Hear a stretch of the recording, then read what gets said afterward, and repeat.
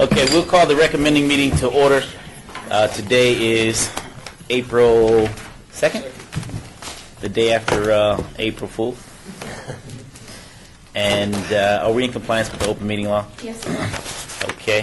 Moving to the first line item of business, we have bill number 2013-13 for possible action, adopts and updates housing elements of the Las Vegas 2020 master plan, proposed by our Director of Planning, Mr. Flynn Fagg. Good morning. Good morning, members of the recommending committee. As you're aware, we have just recently completed an update to the city's housing element. The process for adoption of amendments to the city's master plan is a twofold process. First, City Council approves it as a general plan amendment, and then we follow up with an ordinance to adopt the amendment. And so that's what we're here to do today. Again, City Council approved this at the March 20th meeting. I'll be happy to answer any questions you might have. Number one. Okay. It's the 2020 master plan update. Is there anyone from the public wishing to speak on this item? If so, please come forward and state your name for the record. Please have a seat. Is this something we want to pass right away, or do we want The first one? I'm not sure. to? No one from the public? Okay. Staff? Council? Entertain a motion? Yeah, I certainly have no objection. I'm just trying to figure out what this does. Flynn? I need a copy of the bill, by the way. So I have And we need to get Councilman Toffel up to speed. unguided missile. In terms of what the housing element does, number one, the housing element is required by NRS as one of the required elements of the city's master plan. We originally adopted this element back in 2001, and as you can imagine, conditions have changed quite significantly in the Las Vegas Valley since then. Our primary intention was to update some of the demographics contained within the housing element to address how affordable housing needs have changed over the past 12 years in terms of housing affordability.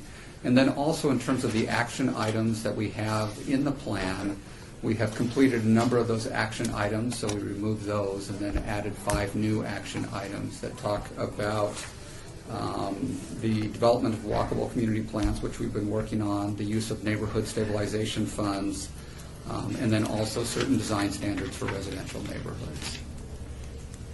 And I think what's throwing me is that the housing element document itself is not attached. Oh, But, Yeah, me too. But that's what, this is adopting that. yes, which you should have had in your backup Yes. at the March 20th City And Council we already meeting. saw that. Yes. Right. Recommend approval. Okay. All in favor? Aye. Aye. So moved. Thank you, Flynn.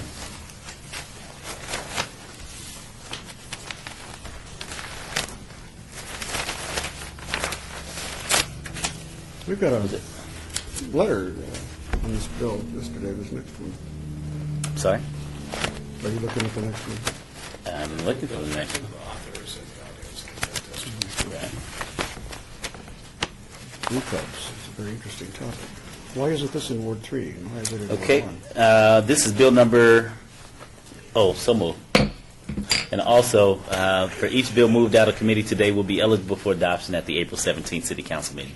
Bill number 2013-14 for possible action updates to city licensing regulations, creating new alcoholic beverage license categories, beer and wine room and ancillary brew pub, and prohibiting restricting gaming at an establishment where a beer and wine room alcoholic beverage license is held, sponsored by Councilman Bob Pierce. Naturally.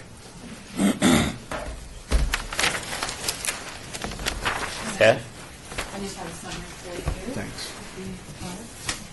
Thank you.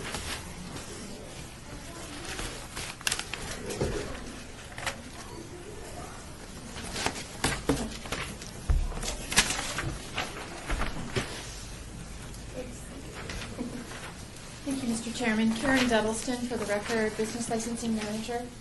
The proposal before you today fills a gap for the City of Las Vegas. In our current licenses, in order to have a physical bar area where adults could come in and sit down and have a drink without food, we have a tavern license which allows full alcohol. But for someone wanting to have that kind of space to just serve beer and wine, they would have to get a tavern. Most other jurisdictions have a space where you can have full alcohol and have a license to accommodate that, and one that has a space that would just be for adults to come in and sit down and have a drink that accommodates just for beer and wine. So we have that in a lot of instances, but in our current code, a beer and wine only goes with a restaurant. So that would only be served at tables with meals. So for example, we have several pizza parlors around that would like to have a physical bar area with some sports TVs where someone could sit down while they're waiting for their pizza, something like that, sit down and have a drink. Our code does not currently accommodate that. We also have businesses that would like to open a wine room where they might sell wine in one area and have a wine bar for adults in an area. Our code does not currently accommodate that.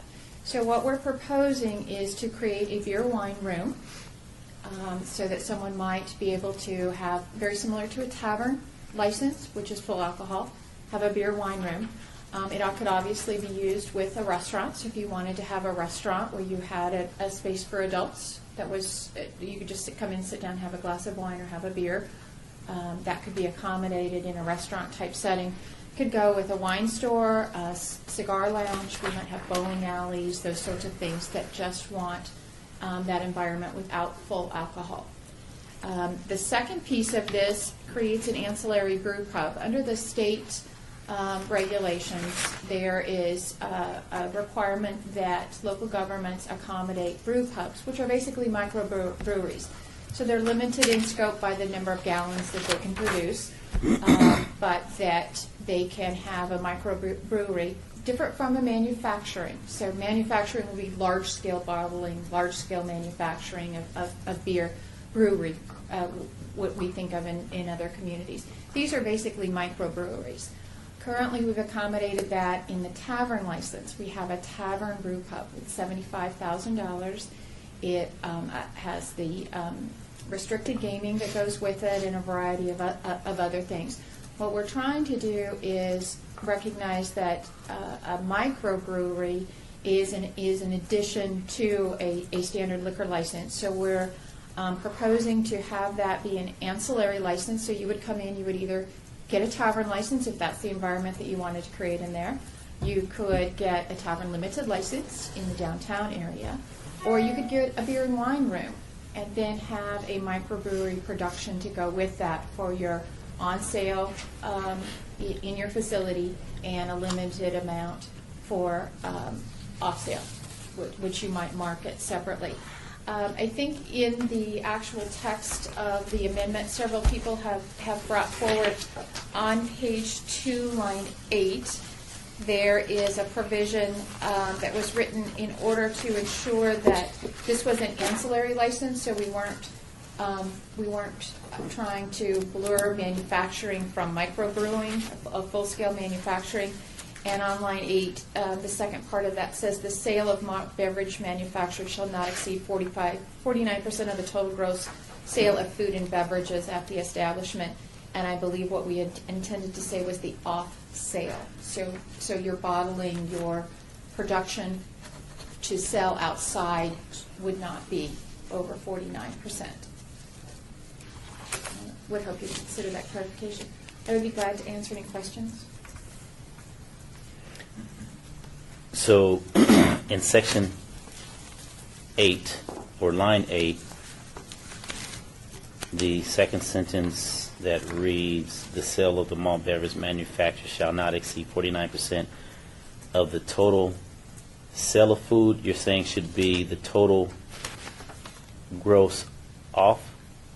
I believe what we want to do in the very beginning of that, instead of just the sale, just say the off sale. The off sale. Because some of these places may not have food. Either that or just to strike that line, and we can ask the city attorney how we go about being ancillary. We may have a beer and wine room that just serves beer and wine. They won't have food to go into their gross sales. Mm-hmm. What we want to make sure of is that we are... The bottling component will not exceed 49%. The bottling component is not bigger than the beer wine room or what you're selling on sale to your customers. Mm-hmm. that you're a commercial use versus a manufacturing. How do you use. regulate that?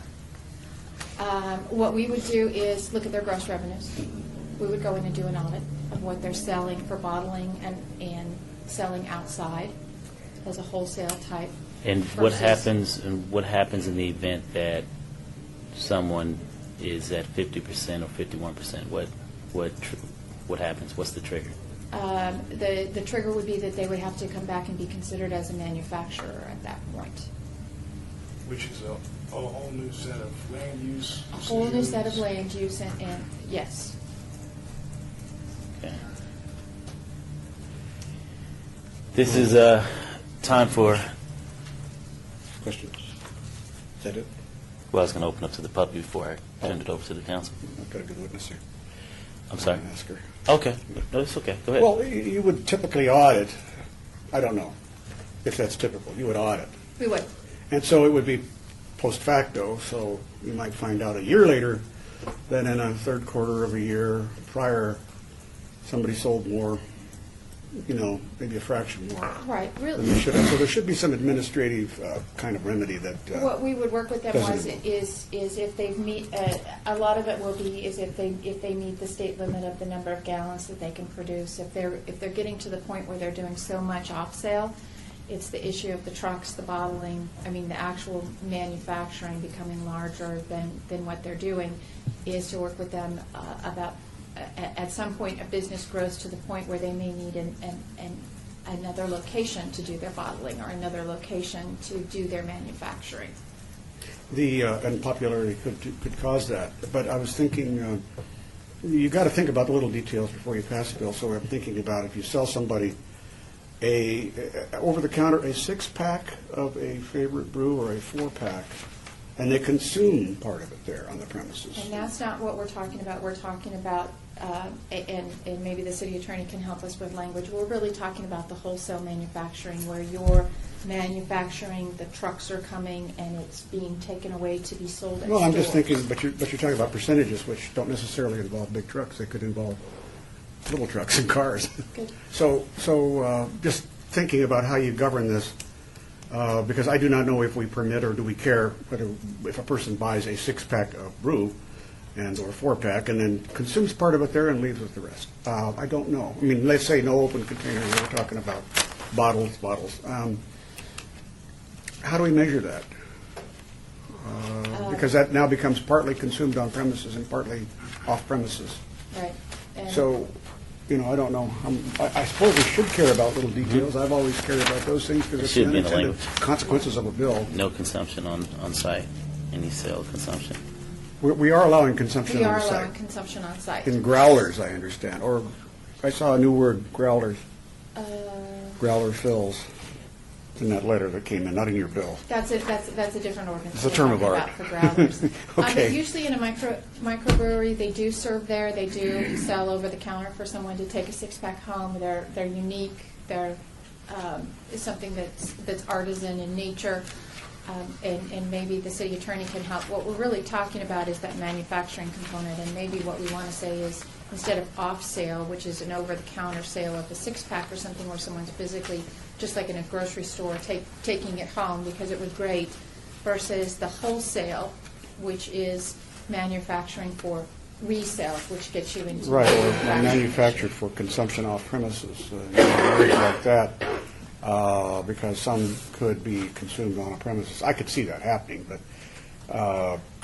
I'm just thinking about the fact that the gallonage is set by the state, right? It is. Because I remember the bill, I remember how hard we had to fight to get permission for microbreweries to operate. I don't know, were you there, Bob? It was horrible. It took 20 years, but we got it. But the compromise was, the wholesaler said you could only sell so much there at your premises, and then you've got to sell the rest through a wholesaler. Is that still true?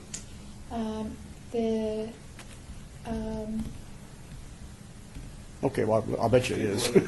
People in the business behind our licensing director are nodding. The heads are nodding behind you. Yes, I'm just trying to read here. They're nodding up and what the down. difference is. But yes, at a certain number of gallons, then you become a wholesaler, which is what we consider. So you can you can make and sell all you want on your premises, but if you want to move it off the premises, there's a limit on gallonage. Or is it total gallonage It's total, produced? it's Okay. total. from how I'm reading it here. Okay. Well, And our concern for the ancillary is what you're doing in a shop or retail type environment versus the production for wholesale that's being trucked off of your site. if we pass this bill with an amendment proposed by people in the business, and there may be other amendments proposed by other people, will we be leaving us enough flexibility so that we will just have, say, administrative solutions to problems that occur, or will we have to visit it with a bill every time? I think if we go with that concept of wholesale, the wholesale versus the retail or on-site consumption, then when they get to that gallonage, or if they become truly a manufacturer, we would need to work with those companies. I would imagine that they're going to hit that gallonage that is in the state law and no longer be eligible as a brew pub. Are they allowed to sell to another retail outlet? They are. We have several that currently do. Is there a limit to the number of retail outlets that they can sell to? Not to my knowledge, but someone else may know better. Okay. All right. Okay. Thank you, ma'am. Councilman Davis? Yeah, me too. This time is open for the public. Anyone wishing to speak on this item, please come forward and state your name for the record. Good morning, Councilman. Good morning. Bender Brewing Company. Sir. Good? So, maybe to answer a couple questions, Councilman Kaufman. Basically, it's 15,000 gallons is the limit for a brew pub. And then also, the way it's sectioned out in the code is that if it's on-premise sale, it can be sold there no matter what. And if it's off-premise sale, it has to go through a 3-tier distributor. So that's as I understand the code. All off-premise sales. It's off-premise to them is considered being through a 3-tier system, going to a distributor like, say, Southern Rewards, and then going to a separate location. So selling there is, even if I sell you 20 kegs there and you take it home, it's still considered on-premise sale. On-premise. It's still considered on-premise based on the code. Under state law. So, under state law. So we're actually, by the way, thank you. She pretty much spoke for me for most of what I was asking for. We're asking for the same exact thing, to not be limited to 49% as an ancillary brew pub, but to be able to produce, because the majority of our gross sales will be coming from, the beer. The only thing that we're asking in addition is that the possibility of a growler fill. We don't plan to be bottling right away, but, basically the kind of nostalgia of a brew pub is, you can buy a growler that's made by us. A growler is a half-gallon jug, usually glass. It'll say Banger Brewing Company on it.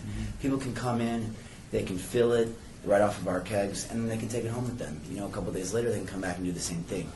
I looked into the code. Is that an open container at all? It's not an open container because it does close, but it does not fall under the code of I think it's 6.50430. It's on sale beer, wine, cooler. So basically, it does not fall under the corking practice. So Now, that's- I'm getting older, but is that half gallon every couple of day limit in state law too? Because the day was when I could do a shorter period of time. But in the code that I've looked, there was nothing that stated a limit on it. So that would just be a request of us, is that we would be able to is use there that anything in option. here that you're reading that precludes using growlers? Nothing that I've read, but I will look into it further. And Karen? I guess am I the assistant? Or you have seniority here. Take This over. gal. You're next.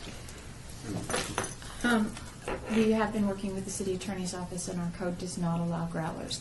In an update to our full liquor code, we have been working on language, and we have that to allow growlers at our package stores, and it would be appropriate in a brew pub as well. If you'd like to see that language, we can ask the city attorney to pull it forward for consideration now, but it is in our proposed update of the liquor code to allow that. How far off is that? Hopefully, we would be advertising for our business impact statement within the next few weeks, so you should see it within the next 60 days before you're recommended. This is kind of an integral part of a brew pub, not so much as a beverage liquor store. I wonder if it would make sense to pull that language up into this ordinance now. It probably would for these folks going forward. What we did was we looked around at several states as well as other cities here in Nevada that have already adopted this language to make sure that the seals are sanitary, those sorts of things, that it has to be filled on site completely sealed and then has to exit the premises in the building. But from our perspective in licensing, we feel it is a regulation that we need to put in place to allow that both at our package locations and it would be appropriate, very appropriate at the brew pubs.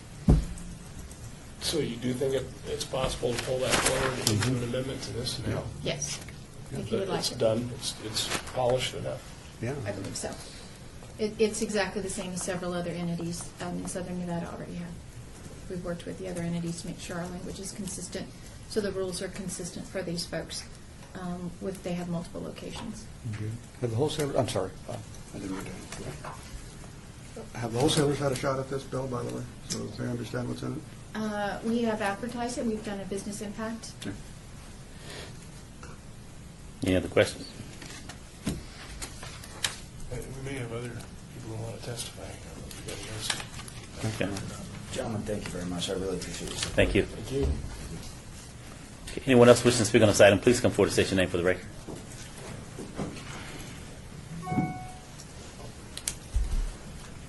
Good morning. Morning.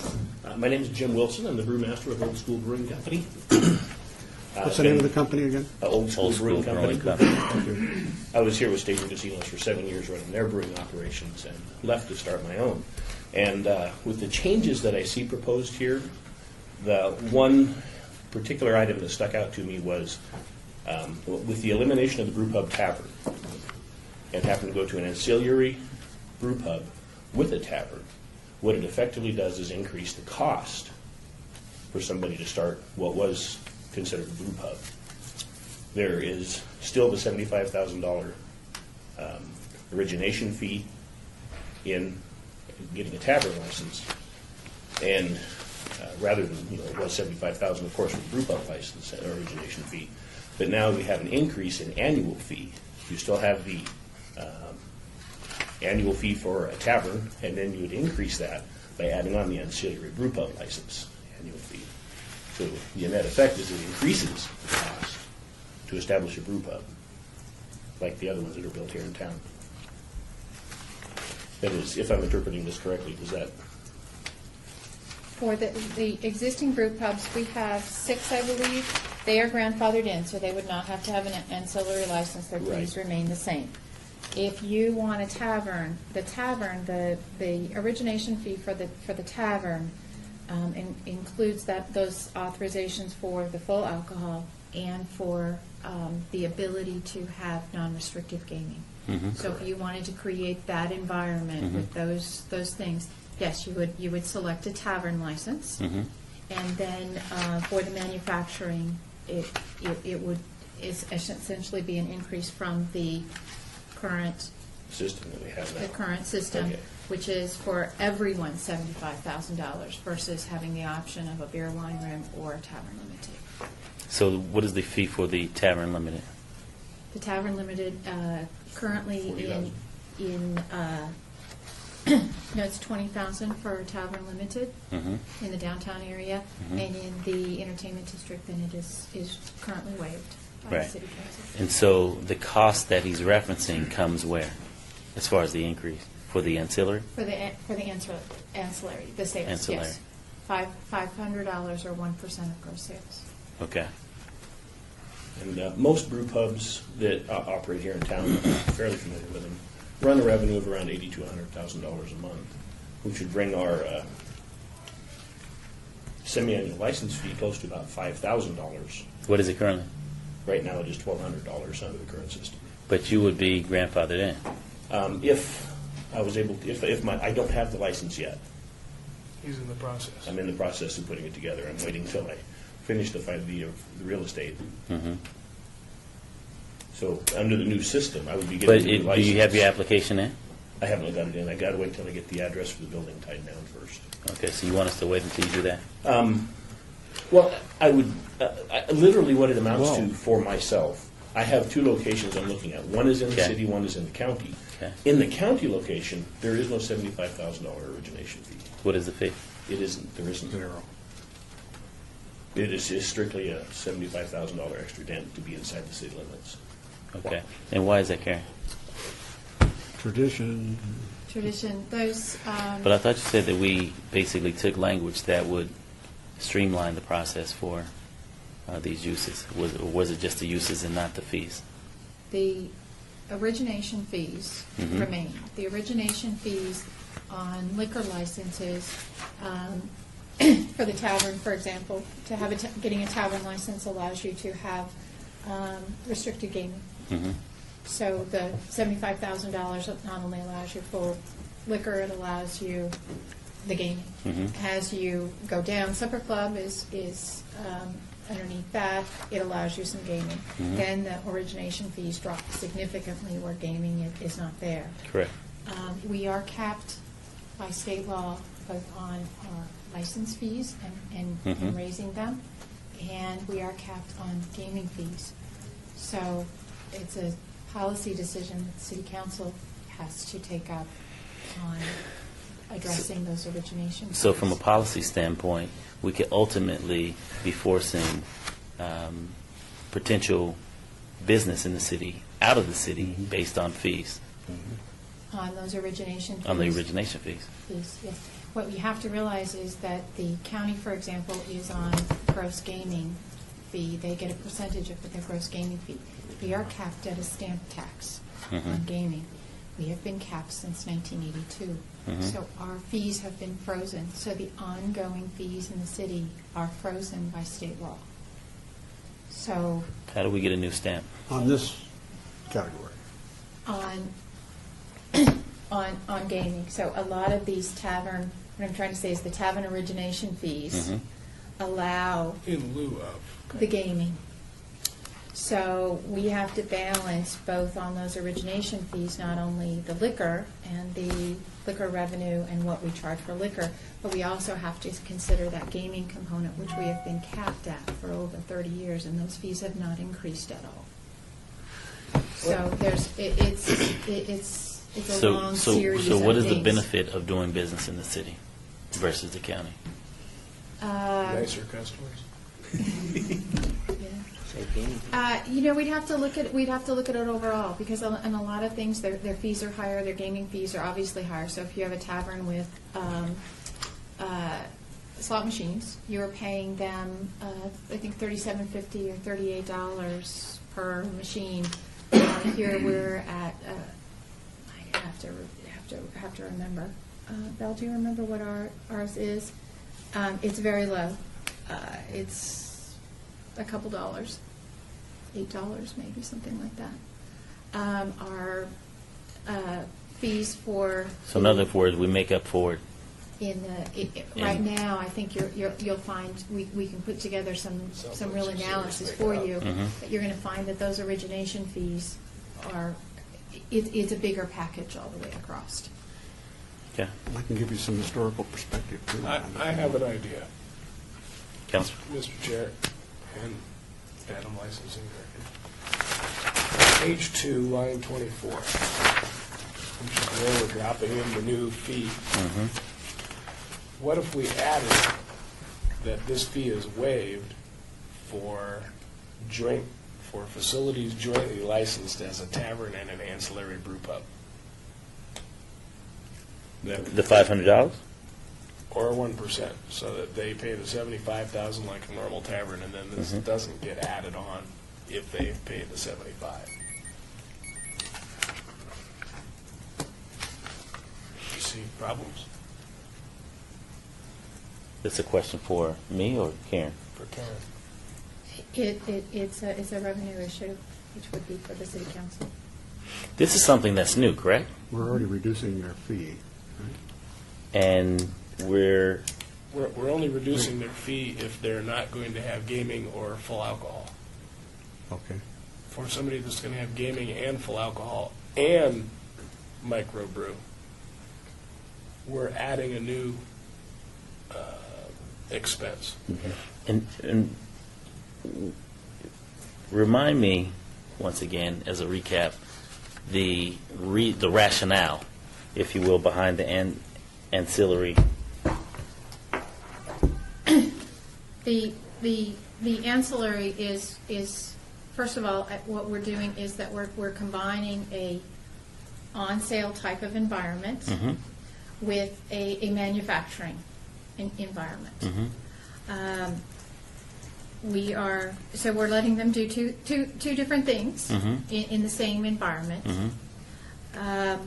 We are trying to allow new industries in, which means that we've drastically reduced all of these folks that are coming to you that are going to get a beer room at $7,500, beer wine room, or a tavern limited that the fee is waived or something like that, would, in order to do this currently, would be paying you $75,000. So there's going to be a revenue loss to the city by doing this. Unless they wouldn't open. Unless they wouldn't open, correct. Unless they wouldn't open and go elsewhere. Right. So there's the balance from our perspective of what we're trying to do. We're also trying to move liquor, the concept of liquor, especially when you're manufacturing and moving for off sale, from that stamp tax that we talked about, that we get locked into in state law, to a percentage that grows as the business grows. So your license fees are based on, if it's a small operation, your fee is very small. As your operation gets bigger, your fee is bigger, especially in manufacturing when you are using the streets and the roads and those sorts of things. Similar to cola. What? No. So that is, so we do realize that for taverns, we are indeed changing this. I think they have a lot of benefits from being a tavern and having that opportunity for gaming and for full alcohol, and their peers without brewing are paying those exact same fees. So are you looking for this ancillary use to be free? You don't think that the city should be charging for that? What I'm concerned with is that as it is written, the way it's written up, it actually increases the cost of opening up what is currently defined as a brew pub tavern. Because he's going to pay the 75 anyway. Either way, you're paying the 75, but then paying the additional ancillary brew pub semi-annual license fee on top of the tavern or previous brew pub license fee is an additional ding of, at a minimum, a normal operation fee of around $5,000 every 6 months, on top of what anybody else with a normal tavern would have for the tavern privilege. So you're saying that you would be in a totally different category from a annual fee percentage versus someone that was in a traditional tavern use only? Correct. Yeah, they pay $1,200 in the semi-annual fee. I would be paying the $1,200 fee for this tavern, plus for the ancillary brew pub, I'd be paying the additional fee on top of that. So you're saying that you shouldn't be paying that? Because that is additional. Well, under the current system that we have with the brew pub tavern license, it's one thing. I understand This that. change Because causes an increase. this is an addition, right? So you basically have your tavern, and you're looking to do the ancillary use in addition to that. So you don't think that you should be paying for that? Under the current setup, there is a brew pub tavern. We already Okay. have, that already exists. And that is a $1,200 fee. I understand To that. change it to have a separate brew pub and tavern, both with fees, is an increase in fees net effect, which are prohibitive in the long term. Are we proposing to delete the brew pub tavern category? Yes. Why? Because what we wanted to do was, we've been trying to consolidate the numbers of licenses that we have, and treat that manufacturing and allow the brew pub concept to go with more than just a tavern. And it would foster the growth of brew pubs, in your opinion? I would believe so. We've had several come to us that wanted to do the beer only tavern, open it up to tavern limited. Right now, your only option is $75,000 full liquor tavern. Okay. So what is your recommendation? My recommendation, I would like to see that either the brew pub tavern left and then add the other things. But she said the intent is to consolidate. And I don't see how that works by adding new forms. We're only eliminating one, but adding several. Do you agree with his numbers as far as what he's stating as far as the two additional fees and the $5,000 annual Yes. every 6 months? When the city council created the tavern brew pub, they made it exactly the same with exactly the same fees as the tavern. Okay. Instead of considering that they were taking a tavern and adding The ancillary. Brewery, they put it together and they just made the fees exactly the same as a tavern. Okay, I got don't it. know why that decision was made. So at that the would have to time. be changed at the council level. Correct. Right now, what Mm-hmm. we are proposing is to eliminate the brew pub tavern Mhm. and then allow a tavern limited, or several different licenses to be able to have microbrews. But that doesn't address this gentleman's concern, right? No, it does not. Okay. We have some people that are in the business right now that are pretty new in the business. They've paid 75? Is that true? In the past, they have. We have the Draft House, we have Main Street Station Hotel, we have Chicago Brewing, we have Tenaya Creek, and we have the Martini. But we would be reducing it to 7,500? They would be grandfathered in with their Well, current tavern license. Yeah, The but martini is but any there. new person coming in would be paying 7,500 versus the 75,000 that these folks If they pay? only wanted beer and wine, yes. Yeah, And just no beer and wine. gaming. And no gaming. Yeah. So for the 75,000, you get full alcohol and gaming, just like any Except other no tavern. microbrew. Right. And if they wanted the microbrew, then that's Where the where your addition concern come comes in, right. correct? Exactly, So that's a business decision on your part, right? exactly. Okay. And So- that's where this comes down to me. Okay. Whatever we do, I just don't want to see us increase a fee that would reduce, business entry. We're trying to get more in the business, especially something creative like this. Mhm. So there's some objection to switching from a flat fee to a percentage of gross. But maybe not in your case, sir, because you're Yeah. already in. But you're really not in. No, You're he's not not open. in. He's not in. But those who have an application in, perhaps, could Those are- conceivably those be that have grandfathered in. applications. Mr. Karen, are some of the areas where we waive a tavern license now, like East Fremont, is that considered a tavern license just like a suburban? It's a tavern limited. No gaming. It's tavern limited, so there's no gaming, and it's not an asset. Understand that a tavern license, $75,000, is an asset, and you can sell it when you're finished using it. So if your business model changes or you decide to do something different, you have an asset which is marketable and that you can Someone sell on to East someone Fremont else. couldn't And so close up today, and move with their currently, license. a tavern brew pub pays 75 and a tavern pays 75. Mhm. We're proposing to eliminate the tavern brew pub Mm-hmm. and essentially charge any tavern that also does a microbrew more. Mhm. And allow other models into the microbrew market at a much lower rate, rather than having them pay the So I $75,000 guess I as come well. back to my suggestion a few minutes ago, Mr. Chair, which is that on line 24, page 2, Mhm. if we said that the fee for the ancillary brew pub is waived for a joint ancillary brew pub and tavern license, we're essentially, Are we waiving Simplifying. 7,500 or 75,000? we're How much is that, waiving the... Karen? We did not have any, this is the first time we have not proposed an origination fee on a license. So the Okay. ancillary brew pub has Has no no origination So no fee. origination fee, but he's mentioned an annual, It's the $500 For 1%. for the brewing, or 1%. oh, then that's different then. That's for his Yeah, it's manufacturing. the additional, the semi-annual fee for the ancillary is the additional fee now to establish a brew pub, Tavern. the tavern brew pub. So 500, I've never Times seen an 6, operation that 3,000. 500. Most of them would be actually closer to 5,000 Semi-annually. semi-annually, 10,000 a year. rather than the 1,200 for a conventional tavern. okay. And this 1%, the 5,000 that he's talking about, that's for the wholesale. Oh, that's the wholesale. Explain. That's the No, wholesale. okay, we'll explain that then. If you It look. doesn't say gross sales off It says It premises. says gross sales. It says gross sales, Yeah. Let me see. whichever is greater,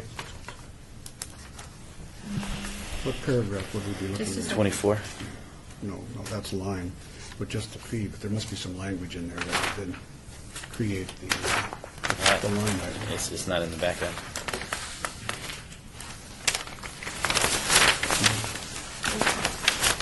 Can we postpone this one?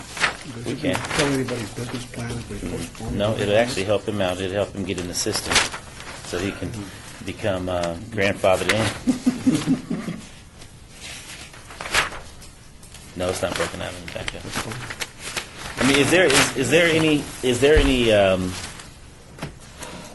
any reason why this can't be held for 30 days? From my perspective, Yes, from your I don't know. perspective. I know that we have a lot of people From your that have perspective. been waiting for From your license. perspective. From my perspective, no. Okay. All right. Thank you. Anyone else wishing to speak on this item, please come forward and state your name for the record. You know, this whole thing requires a caucus because I have to. I want to thank the Get my nose recommending on those committee different for me allowing me the opportunity to speak. My name is Aaron Welling. I'm the current owner of the Welling Orchard Brewing Company. We currently are looking for a downtown location. We have no interest in gaming. We have no interest in liquor sales. We have no interest in food. We will have food readily available. I think this is a traditional craft brewery in the sense what Southern California is doing, Arizona, Oregon. Obviously they don't have the opportunity to do gaming, so they don't. But it's going to create a new social space downtown. It'll also create more revenue for the city. It'll also add another cultural layer to what the city's vision is trying to project for the downtown area. The reason why I say they'll create new, better favorable condition for the city is because the industry is growing at a 15% rate by volume and by dollars Here? in the national. Oh, not here, though. Not here, but that's the potential with this. It's growing fast. With this change, you're going to see a relatively fast growth environment, I believe. The city of Henderson is currently a more favorable, or the county, a more favorable location for this type of business. I think with this change, Why?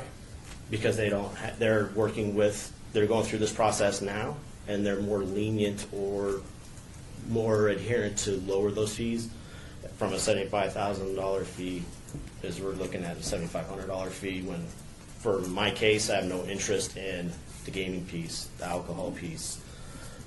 So in order for me to pay $75,000, I don't even want to use 2/3 of the license that you're projected to have right now. And then, so this would give Vegas, the city of Las Vegas, probably a better competitive advantage over the city of Henderson or Clark County if this was to be adopted. That's why they're reducing it, because they're not as attractive as we are. But that's pulling it the other way, right? Actually, they're not reducing it. They never had it in the first place. Yeah.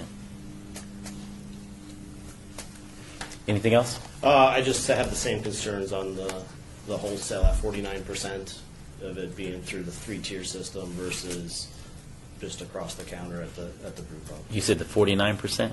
The 49% of the gross sales, right? Couldn't exceed, but that was through off-site, with going through that Where's he language of referencing? off-site. That was, It's in that this was the first page. recommendation I made on page 2. Oh, on page 2. Okay. Yes. Okay. For the Okay. whole- the wholesale production, Okay, for the manufacturing. Okay. Okay. Thank you. Thank you. Okay. Anyone else wishing to speak on this item? If so, please come forward and state your name for the record. Thank you. Glad to hear from you. Morning, Councilman. Good morning. Shella, Lights Out, DBA as Banger Brewing. Just What was the name? Lights Out, doing business as No, your Banger name. Brewing. Your name. Nick Fischella. Nick Bichella. Fischella. Okay, great. Yes. Spell the last name for the record, F please. as in Frank, I, S as in Sam, Chella. Great. Kind of carrying on to what the gentleman before me have kind of spoken about with the fees. My understanding, kind of going back to that page 2, line 9 of that manufacturing should not exceed 49% of gross sale. And I guess what the lady over there was specifying was that would be for Karen. off-premise sales. Sorry, Karen. If there's possibly a way to put that in the language, that the 49% is not gross sales, is off of the off-premise sales. And that's what you're recommending, correct? Correct. Okay. So if we could possibly add that, so it does Okay. state that it's 49% of the off-sale premise, which will kind of limit that manufacturing. Okay. And then as far as with the fees, there is that $7,500 origination fee for people that want to carry a license that does just sell beer and wine without the gaming, without the alcohol. It's $7,500 origination fee. As well as it's that, as in page 2, line 24, you have as in a flat fee or the gross sales. And I guess what I would like to see is if it's possible that we could just possibly eliminate the 1% of gross sales and have just a flat fee like all the other license of a $500 semi-annual fee. So as a business owner, we can say, we can calculate, okay, this is what our fees will be. We will be paying the city $1,000 yearly to continue to carry that license. So maybe to clarify the language as opposed to 1% of off-sale or on-premise sales, if we could just possibly do a flat fee with the ancillary brew pub license, just like all the other semi-annual fees are for all the other licenses. As far as line 24 is concerned, as far as the ancillary fee there, why not a flat fee? Because from our perspective, flat fees and your fees for business licensing are capped by the legislature. So that there's a very, very small opportunity that you have in the future based on year by year of what you could ever raise your fees to be. Many of these fees have been in place for years and years and years. A percentage fee allows your license fees to grow with the industry and with the size of that industry. In the county, for example, their tavern licenses for their hotels are 1% of gross sales. That's what they're getting off of license fees for liquor. You're getting a flat fee that has been in place. I don't know if you can tell at how far. I know that some of our schedules that we've been researching and licensing, we're finding the exact same licensing schedules from in the 50s and 60s. So if that we your went with a license fees are not changing. 0.5% gross sales, that would still keep us in the ball game, but also provide some level of cushion for the operator. Right. Otherwise, we're back before you asking you to wholesale raise all of these flat fees every few Right. years. So why don't we look at doing half the amount, which will at least provide us long-term an opportunity to grow with the industry, but at the same time not choke them up front from getting started. Something to consider. Okay.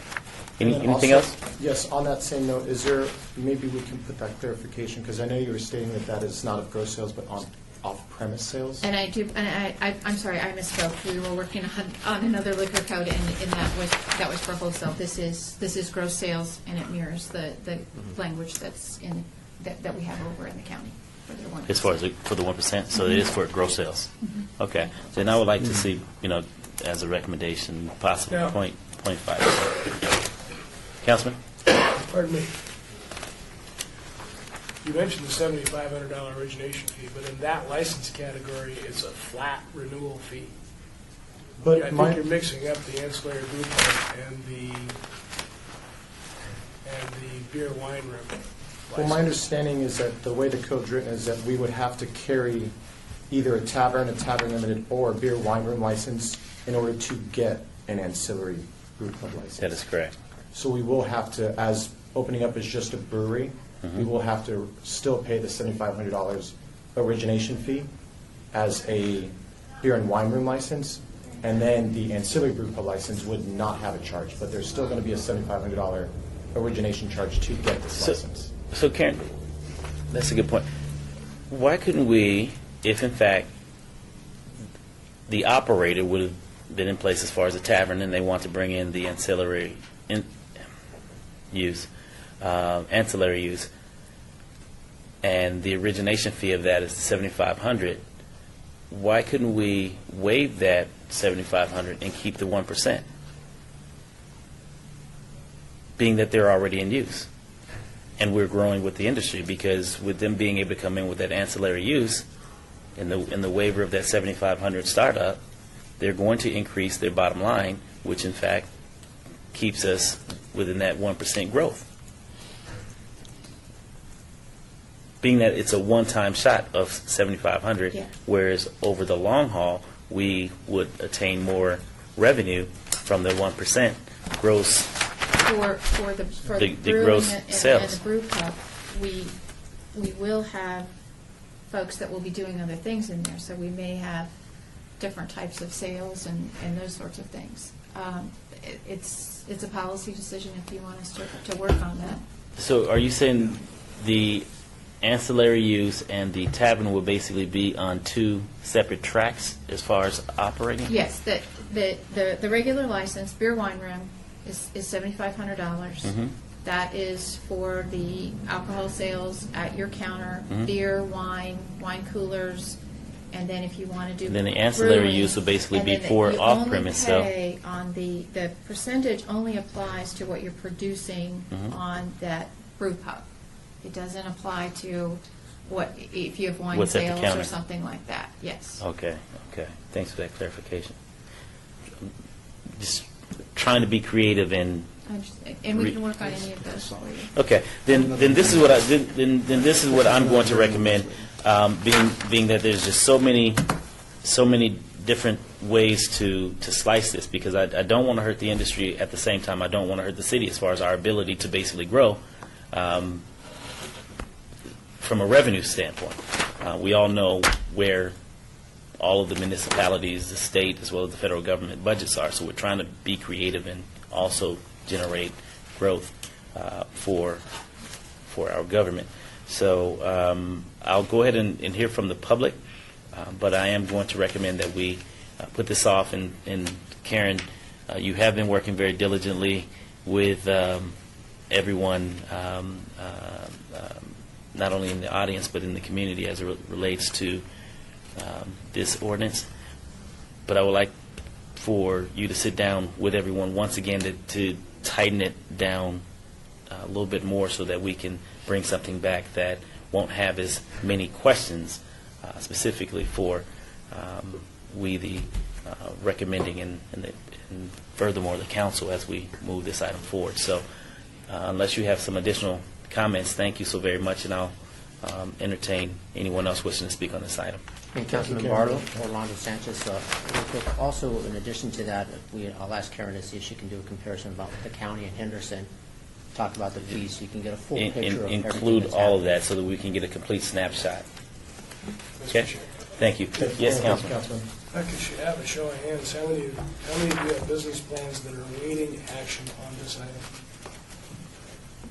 That's the reason why we don't want to wait. If we delayed it 30 days, how many of you could not complete your opening?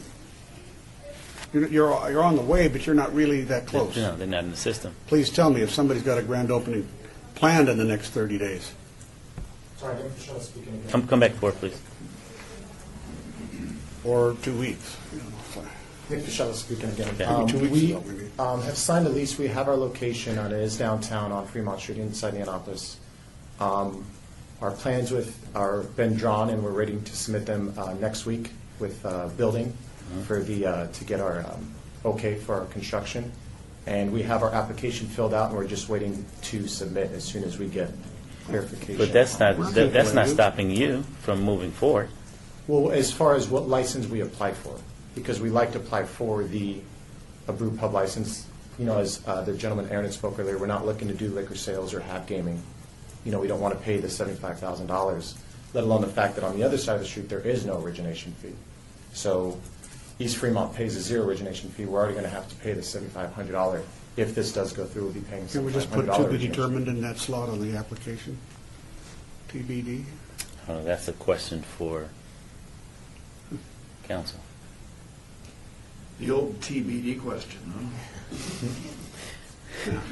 It doesn't look like he has an answer for you, so we'll. Well, it's like- Well, unfortunately, we're caught in a situation where we have to, from a policy standpoint, make sure that we present before this body and the council a clean policy that will benefit, and unfortunately, you and others just may be caught within that gray area.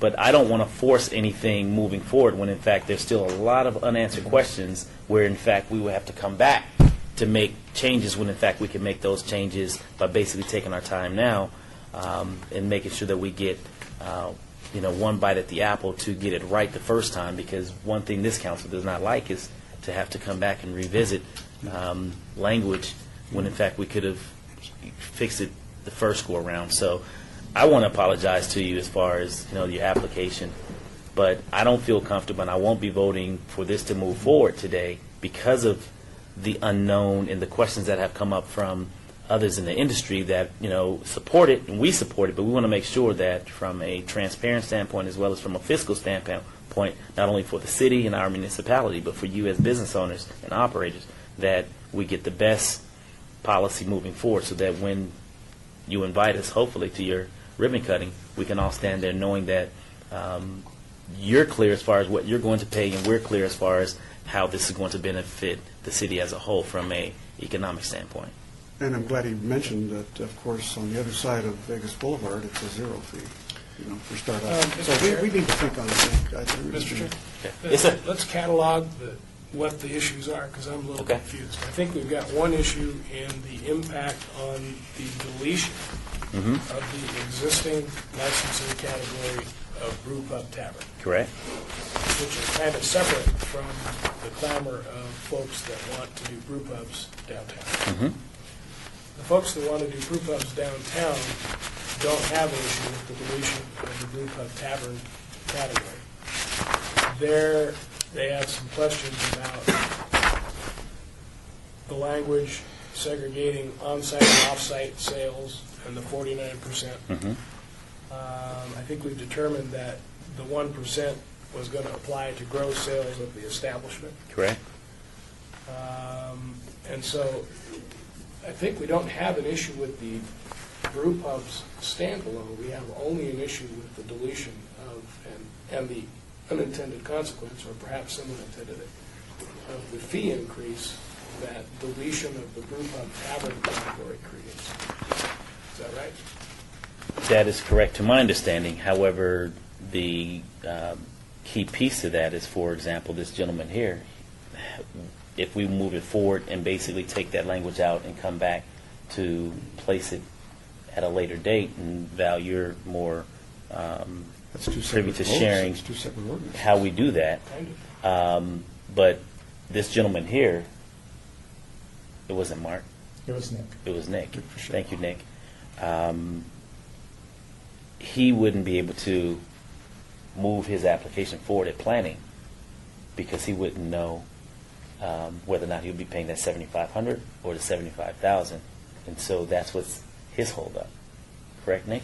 Exactly. Right. If we do the brew pub license as proposed, the ancillary brew pub here, Mm-hmm. he knows what his course of action is.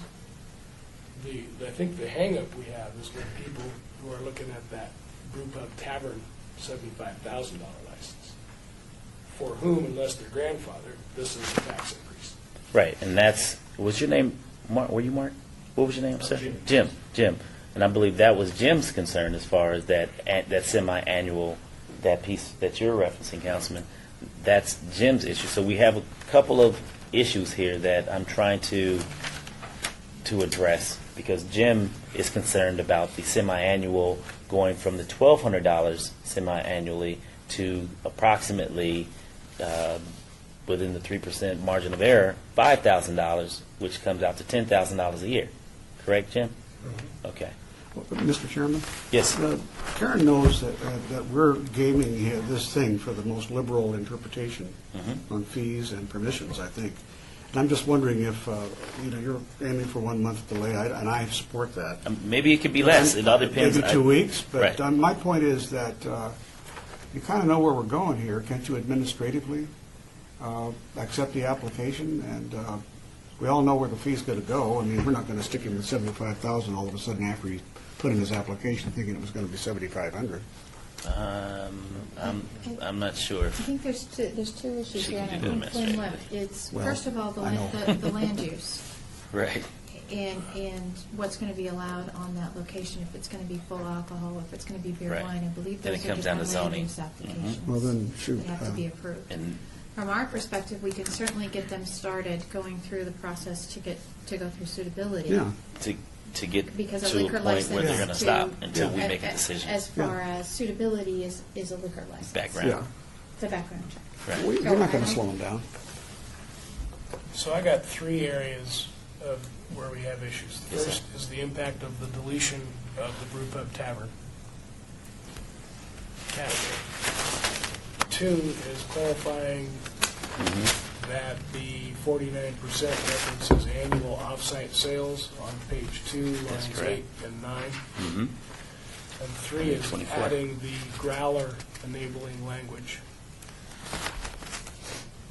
for the brew pub, And don't forget about the question that came up as far as ancillary. which is, I think we've decided that's on gross sales of the brew pub and not on a portion of the sales.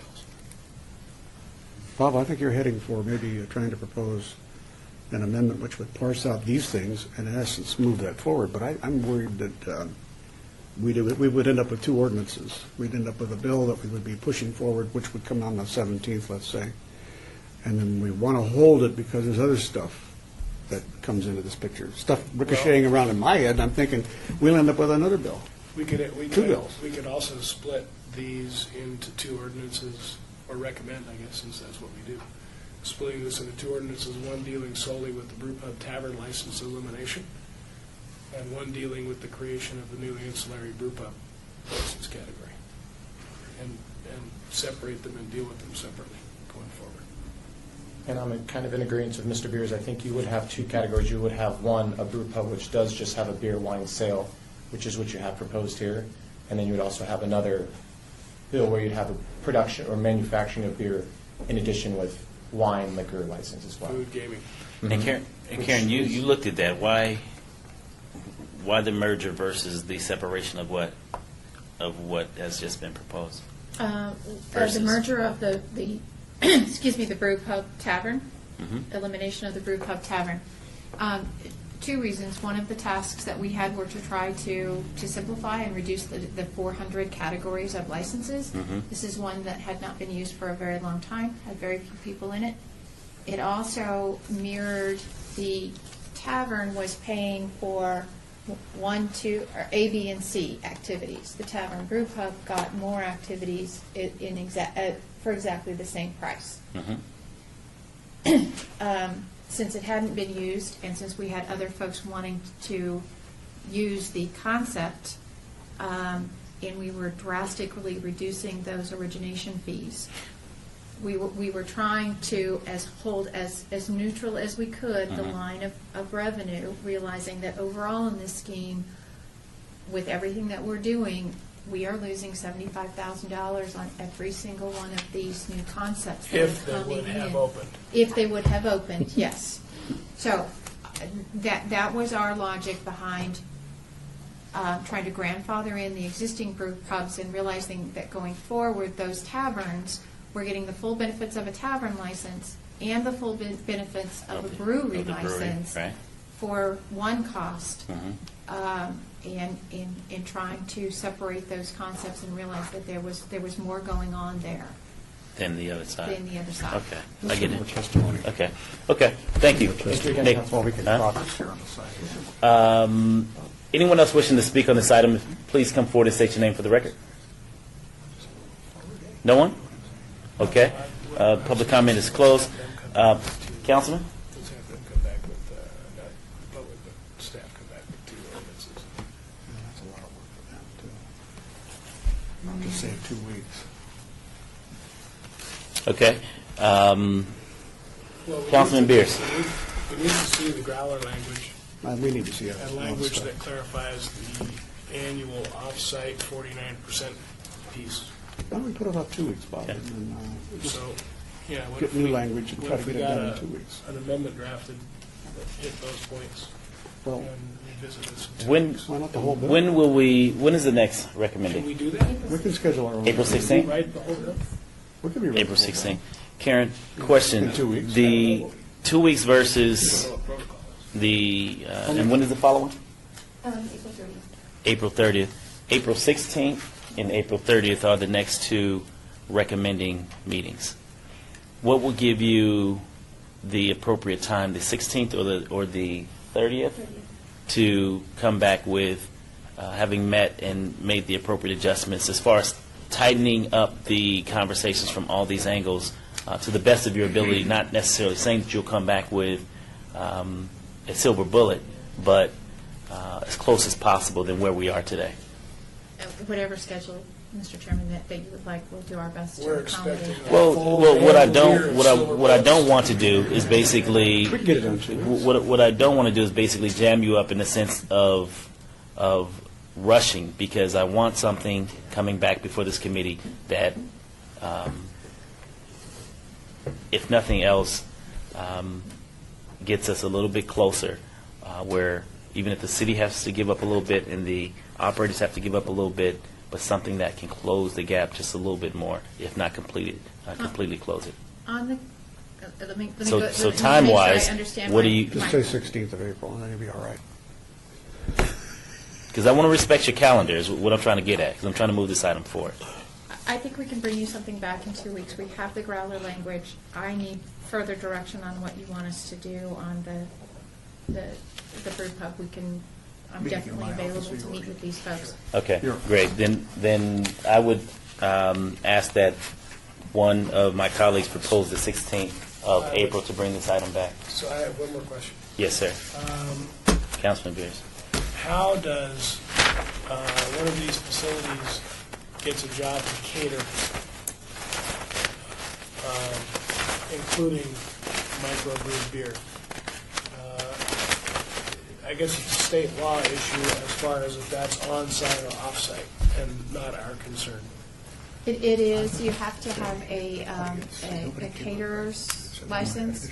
We have two of these things. We have one for alcohol and we have one for beer, wine, and update to the liquor code. We're proposing to combine those so that there's one and they can do that. Okay, I would make that motion. I will be really ready to rock on the 16th, so.